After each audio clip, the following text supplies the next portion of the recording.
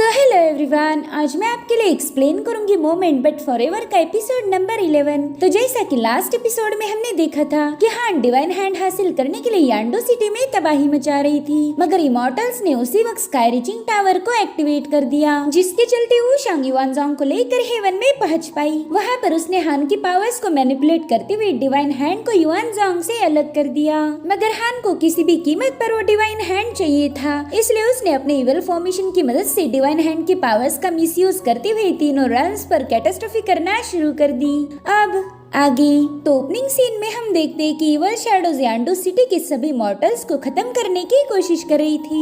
तब तक वहाँ पर टियान और यून ये दोनों ऑटोमेटन भी पहुंच चुके थे। टियान देखता है कि जल्दी इस दुनिया में कैटास्ट्रोफी होने वाली है, तो इसमें वूशांग की मदद करना चाहता था, लेकिन तभी गॉड मेशांग और फूजिन ने उन्हें रोक लिया। वो कहते हैं कि गॉडेस वूशांग और युआनज़ांग हान को रोकने की पूरी कोशिश कर रहे हैं, लेकिन तब तक हमें तुम्हारी मदद यहाँ चाहिए। हमें यहाँ के लोगों को इवल शैडोज के कहर से बचाना नहीं होगा। तो टियान भी ना चाहते हुए उनकी बात मान जाता है। इधर हेवन में हान ने अपनी इवल पावर्स को एक्टिवेट कर दिया था। वो अपने फिनिक्स स्पिरिट की मदद से वहाँ पर कई सारे फॉर्मेशंस क्रिएट कर चुकी थी, और अब उन्हीं फॉर्मेशंस ने देवताओं पर मिटियोर की बारिश करना शुरू कर दी। हालांकि देवताओं ने वहाँ पर एक शील्ड बना ली थी, जो जैसे तैसे हान के अटैक्स को रोकने लगी। इधर मॉर्टल की दुनिया पर भी हान ने मिटियोर बरसाना शुरू कर दिए, क्योंकि वो तीनों रेल्म्स को डिस्ट्रॉय करना चाहती थी। हान के इस मिटियोर अटैक को देखकर मेशांग ने तो उम्मीद ही छोड़ दी। वो कह रहा था कि शायद आज की जंग हम हार जाएंगे, लेकिन फूजिन उसे समझाता है कि हमें कुछ भी करके मॉर्टल्स को बचाना होगा।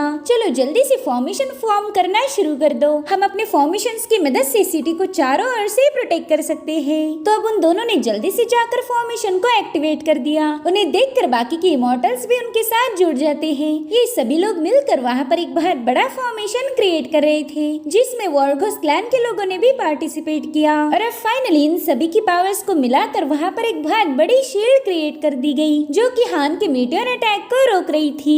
वही दूसरी तरफ हेवन में सभी गॉड्स मिलकर हान के अटैक्स को रोक रहे थे, तो हान ने तुरंत ही जाकर उनकी शील्ड को ब्रेक कर दिया। जिसके बाद वो गॉडेस वूशांग से कहने लगी कि अब हम दोनों दोस्त नहीं, इसीलिए अब मेरे कहर को झेलने के लिए तैयार हो जाओ। वहीं पर युआनज़ांग को हान पर काफी ज्यादा गुस्सा आ रहा था। वो कहने लगा कि तुम बस अपनी नफरत के खातिर इस दुनिया को तबाह करना चाहती हो, लेकिन हम ऐसा नहीं होने देंगे। जिसके बाद वो बड़ी तेजी से हान पर अटैक करने चला जाता है, मगर ये तो बस उसकी स्ट्रेटेजी थी ताकि हान उसके साथ फाइट में बिजी रहे और तब तक वूशांग उसके फॉर्मेशन को ब्रेक कर पाए। लेकिन वो ज्यादा देर तक हान को डिस्ट्रैक्ट नहीं कर पाया। हान तुरंत ही आकर उसे चोक करते हुए कहने लगी कि इस बार मैं तुम दोनों की जाल में नहीं फंसूंगी। पिछली बार तुम लोगों ने मेरी ही पावर का यूज करके मुझे उल्लू बनाया, लेकिन इस बार ऐसा नहीं होगा। जिस पर युआनज़ांग कह रहा था कि चाहे तुम कितने भी पावरफुल क्यों ना हो, लेकिन आज तुम बिल्कुल भी एस्केप नहीं कर सकती। इधर वूशांग ने अपनी मैकेनिज्म की पावर्स को एक्टिवेट कर दिया था, जिससे वहाँ फ्लोट हो रहे सारे पीसेस एक होना शुरू हो जाते हैं, और अब वो सभी पीसेस जाकर हान को ट्रैप करने की कोशिश करने लगे। गॉडेस वूशांग ने उनमें इनियांग की पावर्स डाल दी थी, जिससे वो मैकेनिज्म हान पर लाइटनिंग से अटैक करना शुरू कर देते हैं। ये देखकर हान भी काफी ज्यादा डर गई थी। उस डिवाइन पावर और थंडर के अटैक को रोकने की पूरी कोशिश करती है, लेकिन इस पावर के आगे उसकी एक न चली, और इसी मौके का फायदा उठाते हुए वूशांग ने उसे अपने मैकेनिज्म में ट्रैप कर दिया। वो मैकेनिज्म चारों ओर से हान पर अटैक कर रहा था, जिससे हान बुरी तरह से तड़पने लगी, और अब बाकी के लोग भी हान पर अटैक करना शुरू कर देते हैं। हालांकि युआनज़ांग को पता था कि वो ज्यादा देर तक हान को रोक नहीं पाएंगे, इसलिए वो वूशांग से कहता है कि जल्दी से जाकर डिवाइन हैंड को अपने कब्जे में ले लो। तो वूशांग तुरंत ही हान की इवल फॉर्मेशन की तरफ आगे बढ़ी, जिसमें डिवाइन हैंड ट्रैप था। अब वो अपनी पावर्स का यूज करते हुए डिवाइन हैंड तक अपनी एनर्जी पहुंचा रही थी, क्योंकि डिवाइन हैंड उसी के हार्ट का एक पीस है। उसे पता था कि अगर वो डिवाइन हैंड से कांटेक्ट कर लेगी तो डिवाइन हैंड खुद ही इस फॉर्मेशन को ब्रेक कर पाएगा, और अब होता भी वैसे ही है। डिवाइन हैंड ने उस फॉर्मेशन को एक ही जगह पर स्टॉप कर दिया था। वहीं दूसरी तरफ सभी हेवनली डेटीज हान को मारने की पूरी कोशिश कर रहे थे, लेकिन हान में पूरे के पूरे इवल क्लैन की पावर है, इसलिए उसे मारना इतना भी आसान नहीं था। तो अब हान भी तुरंत ही अपने एक्सट्रीम पावर को अनलीश करते हुए कहने लगी कि मैं तीनों रेल्म्स को डिस्ट्रॉय करूंगी और फिर एक ही सेकंड में उसने ऊशांग के ट्रैप को डिस्ट्रॉय कर दिया।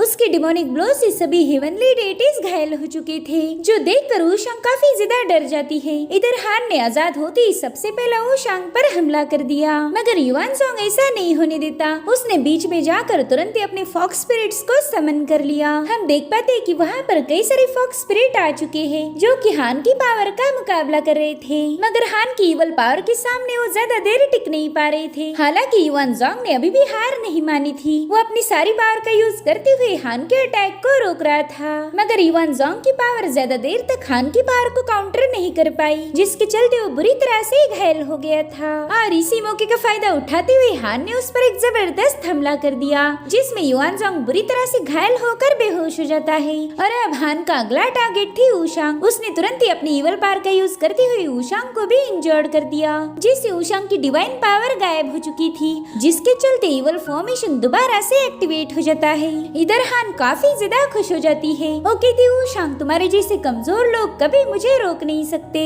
अब देखना मैं कैसे एक झटके में इन तीनों रेल्म्स को डिस्ट्रॉय कर दूंगी। तुमने इस दुनिया को बचाने के लिए डिवाइन हैंड को क्रिएट किया था और आज मैं उसी का यूज करके इस दुनिया को तबाह कर दूंगी। इधर ऊशांग उसकी बातें सुनकर रोने लगी और तभी उसे प्रिंसेस ऑफ लेक की कही बात याद आती है। वो कह रही थी, ऊशांग, भले ही तुमने मैकेनिज्म में महारत हासिल की हो, मगर तुमने कभी भी मुश्किल हालातों का सामना नहीं किया। और देखा जाए तो स्ट्रगल ही हम सबको कामयाब बनाती है। जब तक तुम स्ट्रगल नहीं करोगी तब तक तुम्हें सक्सेस हासिल नहीं होगा।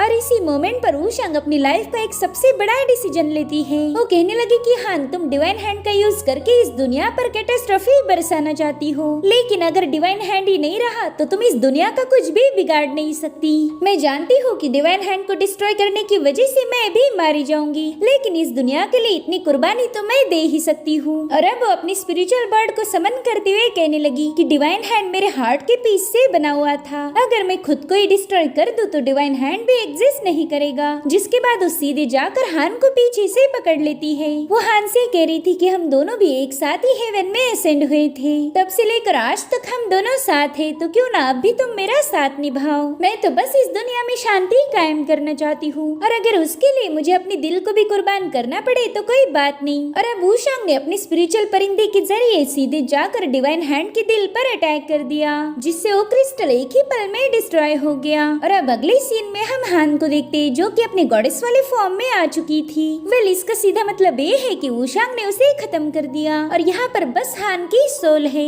और तभी उसके सामने उसकी छोटी सिस्टर आचू आ जाती है। वो हान के सामने अपना हाथ आगे बढ़ाकर कह रही थी कि मेरे साथ चलो, तो हान भी उसकी बात मान जाती है, मगर कहीं ना कहीं उसे पता था कि ये उसकी सिस्टर आचू नहीं बल्कि गॉडेस ऊशांग है। ऊशांग ने हमेशा हान को अपनी सिस्टर जैसा ही ट्रीट किया था, तो फाइनली हान भी उसमें आचू को देखने लगी। उसे ऊशांग में अपनी रियल सिस्टर मिल चुकी थी। और अब थोड़ी देर बाद उनकी सोल डिस्ट्रॉय हो जाती है। वहीं दूसरी तरफ युवानजोंग घायल होकर हेवन से सीधा नीचे गिर रहा था, और उसी वक्त ऊशांग ने दिए हुए पेंडेंट से एक एनर्जी बाहर निकलकर युवानजोंग को हील कर देती है। जैसे उसने अपनी आंखें खोली, उसके सामने ऊशांग की सोल थी। वो कहने लगा कि ऊशांग, तुमने मुझसे वादा किया था कि तुम हमेशा मेरे साथ रहोगी, तो तुम मुझे ऐसे छोड़कर नहीं जा सकती। प्लीज मुझे भी तुम्हारे साथ ले चलो। मगर इस पर ऊशांग उसे कोई जवाब नहीं देती। वो युवानजोंग को गुड बाय किस करने लगी, और इस मोमेंट पर युवानजोंग को सारी पुरानी बातें याद आती है। ऊशांग ने आज तक उसे हर एक खतरे से प्रोटेक्ट किया था, और आज भी उसने अपने हार्ट को डिस्ट्रॉय करके सबको बचा लिया।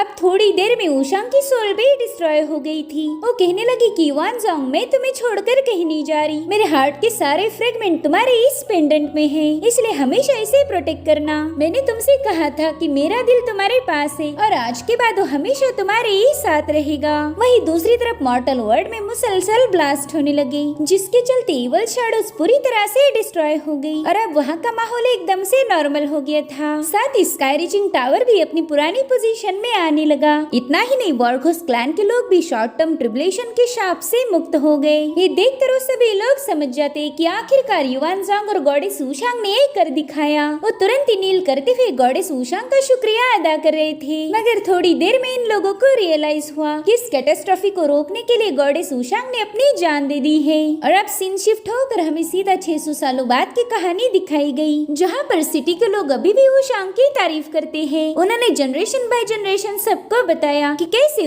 वूशांग ने इवल शैडोज को रोकने के लिए खुद की कुर्बानी दे दी। उन्हीं की वजह से तीनों realms सरवाइव कर पाई। इतना ही नहीं, वो गॉडेस वूशांग को याद रखने के लिए हमेशा उसकी वुडन स्कल्पचर बनाया करते थे ताकि कोई भी शख्स वूशांग की कुर्बानी को कभी भूल न पाए। वहीं पर हम देखते कि गॉड मेशन फूजिन से मिलने आया था। फूजिन उससे युआनज़ोंग के बारे में पूछने लगा। वो कहता है कि युआनज़ोंग से मिले तो एक अरसा हो गया, क्या तुम्हारे पास उसकी कोई खबर है? जिस पर मेशान बताता है कि 100 सालों से युआनज़ोंग की कोई खबर नहीं। उस वक्त मैंने सुना था कि युआनज़ोंग थंडर माउंटेन में जा चुका है। उसकी बात तो युआनज़ोंग की मेरे पास कोई खबर नहीं आई। पता नहीं वो कहाँ पर होगा। मुझे उसकी बहुत ज्यादा फिक्र होती है। ऐसा कहा जाता है कि युआनज़ोंग वूशांग के एक फ्रेगमेंट को ढूंढ रहा है। अब वो फ्रेगमेंट तीनों रेल में कहीं पर भी हो सकता है। अगर युआनज़ोंग उसे ढूंढ पाया तो शायद वूशांग दोबारा से वापस आ सकती है, मगर शायद युआनज़ोंग अभी तक उसे ढूंढ नहीं पाया। अगर ऐसा होता तो मुझे पता चल जाता। मेरे ख्याल से युआनज़ोंग ने अब मूव ऑन कर लेना चाहिए। वही दूसरी तरफ हम युआन को देखते हैं जो कि उसी घर में आ चुका था जहाँ पर उसने वूशांग के साथ कई दिन बिताए थे।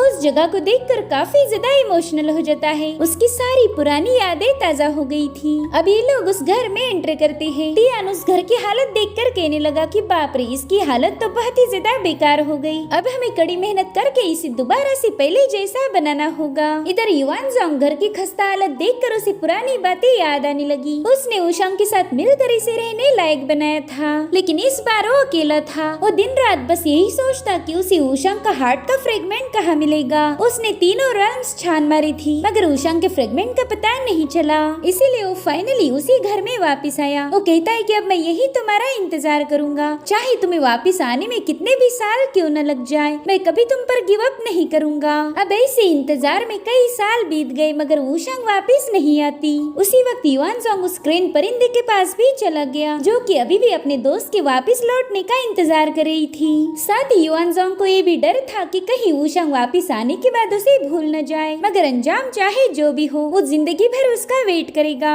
वो हर दिन हर पल वूशांग को याद करता था और ऐसे ही कई साल और बीत गए। फिर एक दिन अचानक से युआनज़ोंग ने बनाया हुआ ऑटोमेटन यानी कि उनमें कोई खराबी आ गई थी। तो युआनज़ोंग तुरंत ही उसे फिक्स करने की कोशिश करने लगा, लेकिन उसे मैकेनिज्म का ज्यादा नॉलेज नहीं था, इसलिए वो उसे चाहकर भी कंट्रोल नहीं कर पाता। अब यून वहाँ से आउट ऑफ कंट्रोल होकर भागने लगी और उसी वक्त यून का हाथ युआनज़ोंग के गले में पहने हुए पेंडेंट से लग जाता है, जिससे वो पेंडेंट ब्रेक होकर नीचे गिर गया था। अब उसके ब्रेक होने की वजह से उसमें मौजूद डिवाइन पावर भी रिलीज हो गई। ये वूशांग के सोल के फ्रेगमेंट थे, यानी कि अब युआनज़ोंग के पास उसका कुछ भी बाकी नहीं, जो देखकर युआनज़ोंग काफी ज्यादा इमोशनल हो गया। और अब हम देखते हैं कि वूशांग की डिवाइन पावर लेक में मौजूद लोटस फ्लावर में चली गई है, जिससे वो बर्ड अचानक से ग्लो करते हुए खिल जाती है। अब उसमें से एक डिवाइन पावर रिलीज होने लगी। इसका मतलब ये है कि वूशांग के फ्रेगमेंट सालों से इसी लोटस फ्लावर में मौजूद थे और आज इत्तेफाक से उसे अपनी डिवाइन पावर वापस मिल गई। और अब हम उस फ्लावर से एक पर्सन को बाहर आते हुए देख लेते हैं। भले इसका फेस हमें दिखाया नहीं गया, मगर इतना तो हम गेस कर सकते हैं कि ये वूशांग होगी। और अब वो सीधे युआनज़ोंग की तरफ जाने लगी। इधर युआनज़ोंग उस पेंडेंट के ब्रोकन पीसेस को लेकर मायूस होकर बैठा हुआ था और तभी उसे किसी जाने पहचाने पर्सन की आहट महसूस हुई, इसलिए तुरंत ही पीछे मुड़कर देखता है।